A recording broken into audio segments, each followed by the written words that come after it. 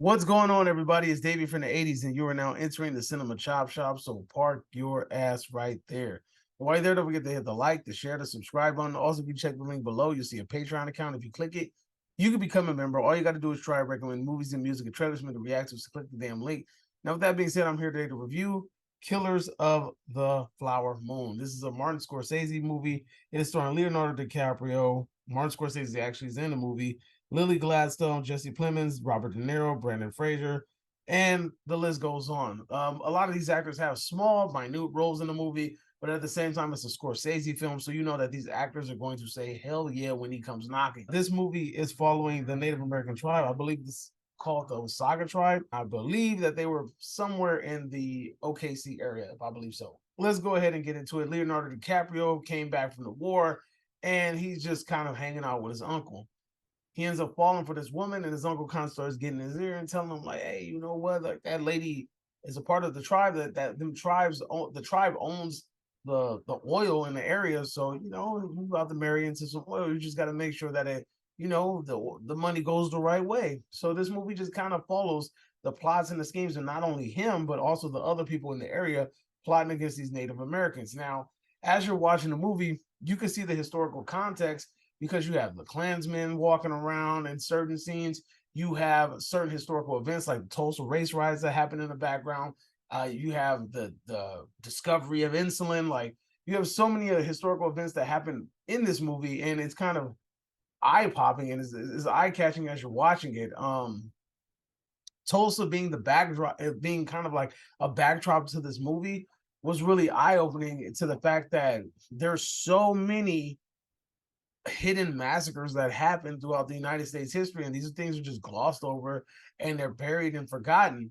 And until you find a book or until you find a movie that rediscovers these things or introduces it to a new audience, and then that's when you get that sense of kind of like that connection to the past. Because me personally, I didn't know. We all know about the Trail of Tears. We all know about the hardships that the Native Americans have faced, but we never knew that there was this prosperous city in one of the tribes, the Native American territories, that basically was thriving, like thriving a lot. It was one of the most wealthiest areas in the nation and one of the wealthiest tribes in the nation. And basically this tribe was plotted against to try to take everything away from them.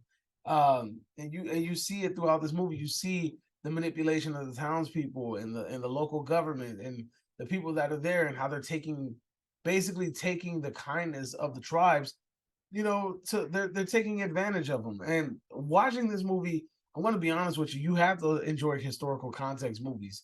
If you don't like movies like Rosewood, if you don't like movies like J. Edgar, if you don't like movies like what's another movie like Lincoln, then this movie might bore you. It's a very long, drawn out movie. This movie is damn near 4 hours, but it has a lot of cinematic shots. If you're gonna watch this movie, try to see it on the biggest, crispiest screen that you can find.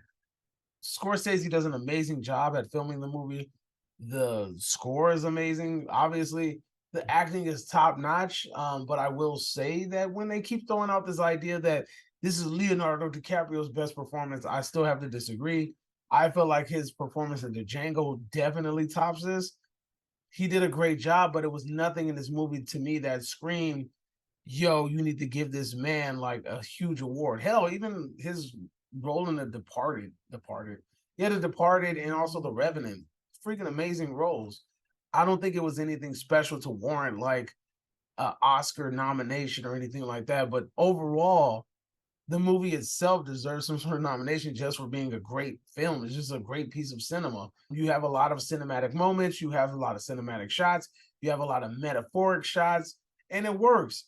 And the lack of CGI, the use of actual animals and use of actual cinematic shots and scenery shots and physical shots, that was a very refreshing thing because we get so used to watching these 3D generated shots, and it gets so annoying after a while.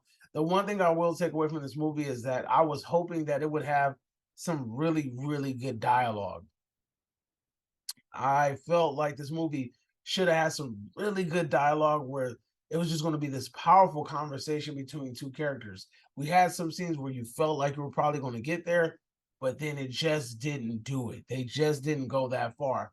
Especially one scene between Robert De Niro and Leonardo DiCaprio's character. I really felt like we were going to get that cinematic moment because there was that tension built up. There was that kind of aggression right there, but they just didn't tap into it. Like, if you guys remember, There Will Be Blood, one of the best freaking scenes there's two great scenes in the movie where the priest is kind of taking advantage of Daniel Day-Lewis's character, and he's just like he's like being baptized or whatever and being humiliated at the same time. That was a huge cinematic moment. You have the part at the end of, I drink your milkshake and I sucked it up, that whole scene or whatever. That movie, pause. That movie in that scene, great cinematic moment. The freaking coin toss in No Country for Old Men, great cinematic moment, great dialogue moment. I was hoping that we would get that in this movie, and we just didn't get it. You get what I'm saying? Like, that's what I was hoping we would see in this. But again, overall, the movie was amazing. It was amazing shot. It was a very long movie. It didn't feel like almost 4 hours, but it definitely felt like a long movie. So if you were going to see this movie, don't see it tired, don't see it drained. Try to like really go into it with a fresh pair of eyes. I really enjoyed this movie. It's a great movie. It's an honest movie. It's a true movie, and it makes me wish that Martin Scorsese would do a movie about the Tulsa race riots. I really would enjoy that type of movie. I think that he could probably do it because I know that he loves to touch era pieces. He loves to touch nonfiction work. He loves to bring back things from the past. Like, he just really seems to be a student of the past. Like, he just loves those things. So him being able to bring something like that into fruition, I think it'll be an amazing thing, because I feel like he will really grasp what was going on, and it won't just feel like somebody's just taking people's pain and just trying to profit off of it. Like, he will really try to turn that into art and really try to recreate what we saw, because you kind of see something like that in this movie, but it's not exactly what I'm talking about. You'll see when you see the movie. There's also a very interesting tidbit at the end that I really enjoyed because it really felt like it was in line with that era. If you know what I'm talking about. Once you get to the end of the movie, you'll see exactly what I'm talking about. But overall, this is a great movie. One of the best movies of the year so far. Definitely top 5. We're in the top 5. I would place it.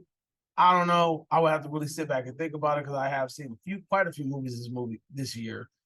But, that's a conversation for another day. But anyway, here on the Cinema Chop Shop, we grade movies in 3 ways. Count them 3 ways. Either you get bodied and sent to the bowels of hell, and I tell you your movie's basura, homie, or I tell you it's spared, meaning it was great, it was amazing. Go stop, check it out, go watch it right now. Or I give you a big fat meh, which means it was mas menos, mediocre, mid-range, mid. You know what I mean? Anyway, so I'm going to have to spare this movie. He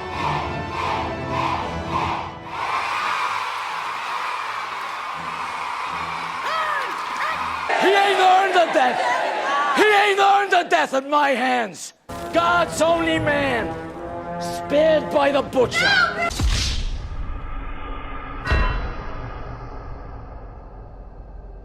Yeah, you heard it, folks. I'm sparing this movie. I personally thought the movie was amazing. Leonardo DiCaprio did a great job. Is it his greatest performance? Hell no. Is it Scorsese's best movie? No, not at all.